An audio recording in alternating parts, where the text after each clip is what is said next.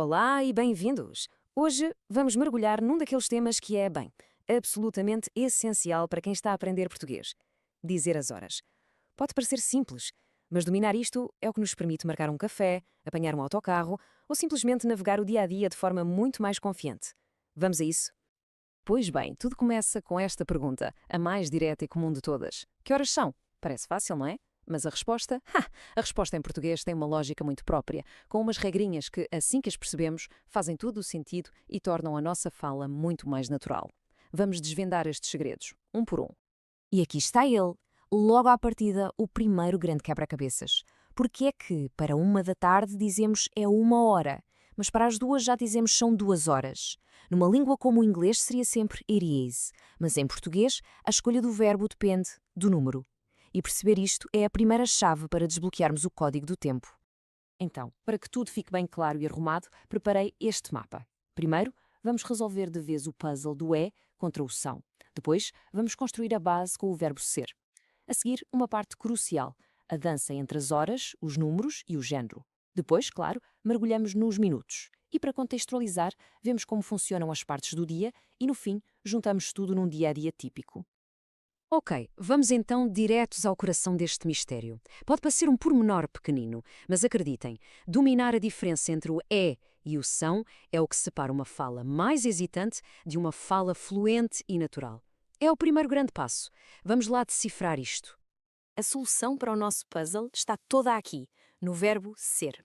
Pensem assim: em português, o verbo ser usa-se para descrever identidades, características que são vistas como essenciais ou permanentes. E a hora no relógio, curiosamente, é tratada como uma dessas características. Não é um estado temporário, não é algo que está assim por um bocado. Naquele momento, a identidade do tempo é aquela. Faz sentido, não faz? E então, a regra de ouro, a que nunca nos vai deixar ficar mal, é esta: usamos a forma singular do verbo, o é, apenas e só para 1 hora. E também para os seus equivalentes, como meio-dia e meia-noite, que são conceitos singulares. Para tudo o resto, a partir das 2 horas é sempre no plural. São. A lógica é de concordância direta. 1 hora é um conceito singular, por isso o verbo fica no singular. 2 horas, 3 horas, 11 horas são conceitos no plural, portanto, o verbo também vai para o plural são. Muito bem, o verbo já está no sítio certo. Agora vamos juntar-lhe os números. E aqui entra outra característica fundamental da língua portuguesa que tem um impacto direto em como dizemos as horas, a questão do género gramatical. Vamos então percorrer o relógio juntos, hora a hora, para que isto fique bem assimilado. Comecemos pela uma. Dizemos é 1 hora, singular e feminino. A partir daqui, o paradigma muda completamente para o plural. São 2 horas, feminino, plural. E continuamos. São 3 horas, são 4 horas, são 5 horas, são 6 horas, são 7 horas, são 8 horas, são 9 horas, são 10 horas, são 11 horas e, por fim, são 12 horas. Reparem bem, a partir do 3 os números já não variam em género, mas o verbo mantém-se sempre no plural. São. A grande diferença está mesmo no 1 e no 2. Vamos perceber exatamente porquê. E a razão está aqui, bem clara, e é um ponto absolutamente focal. A palavra hora, em português, é um substantivo feminino. Por isso, os números que a acompanham têm de concordar com ela. É por isso que dizemos 1 hora e 2 horas, com as formas femininas. Mas e se estivermos a falar de minutos? Bem, a palavra minuto é masculina, e por isso a regra de concordância obriga-nos a usar as formas masculinas, 1 minuto e 2 minutos. Esta lógica de concordância é uma das espinhas dorsais da gramática portuguesa. Perfeito! Já dominamos as horas em ponto. Agora vamos dar o passo seguinte e acrescentar-lhes precisão com os minutos.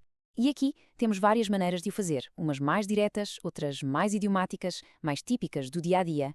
A forma mais universal, aquela que funciona em qualquer situação, é esta fórmula de 3 passos. É quase matemática. Primeiro a hora, depois a palavra e finalmente os minutos. Como no exemplo, para 7h20 dizemos são 7h20. Se fossem 3h10, seria são 3h10. Se fosse 1h05, atenção, é 1h05. Simples, lógico e nunca falha. Contudo, quando chegamos à marca dos 30 minutos, há uma forma muito, mas muito mais comum de o dizer: e meia. Por exemplo, são 9h30. E é fundamental perceber de onde vem este meia. É a forma curta de dizer meia hora. E como já vimos que hora é uma palavra feminina, usamos a forma feminina, meia. Nunca, mas nunca, se diz e meio para as horas. Dizer 9h30 não está errado, mas sou um pouco a tradução literal. 9h30 é o que se ouve na rua.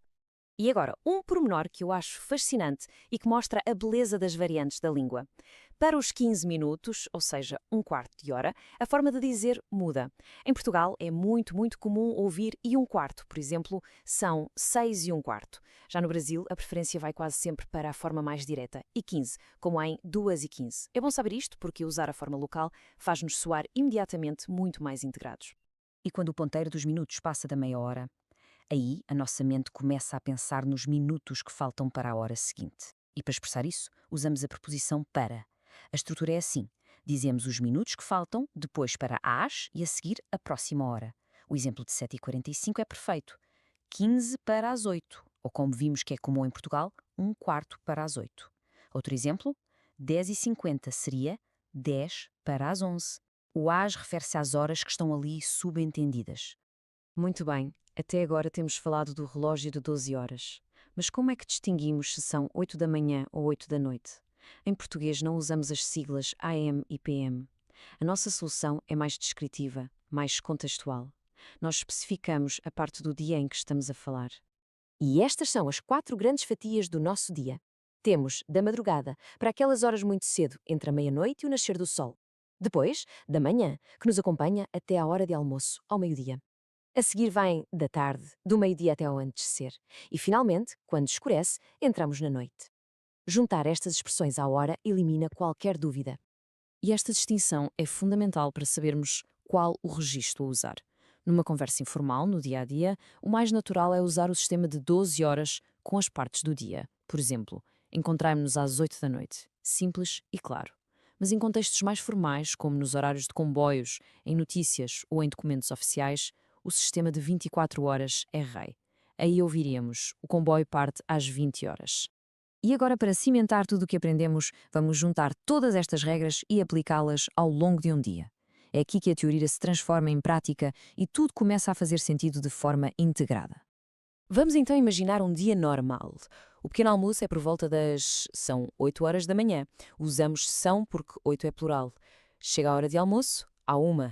Aqui dizemos é 1 hora da tarde. Reparem, voltamos ao singular é. Depois, ao fim da tarde, o lanche, um hábito tão nosso. São 5 horas da tarde e, para fechar o dia, o jantar. São 8 horas da noite. Como podem ver, todas as regras que vimos aplicam-se de forma consistente e permitem-nos descrever qualquer rotina com total precisão. E assim, o relógio português deixa de ser um mistério. A pergunta que fica no ar é: agora que temos esta ferramenta, que planos se podem fazer para amanhã? Talvez marcar aquele café para as 4h15 da tarde? Ou um jantar às 9h30 da noite? Comunicar o tempo numa nova língua é muito mais do que organização. É um passo gigante para uma imersão cultural verdadeira. Muito obrigada por nos terem acompanhado. You are doing great. Don't stop. Subscribe and watch the next video.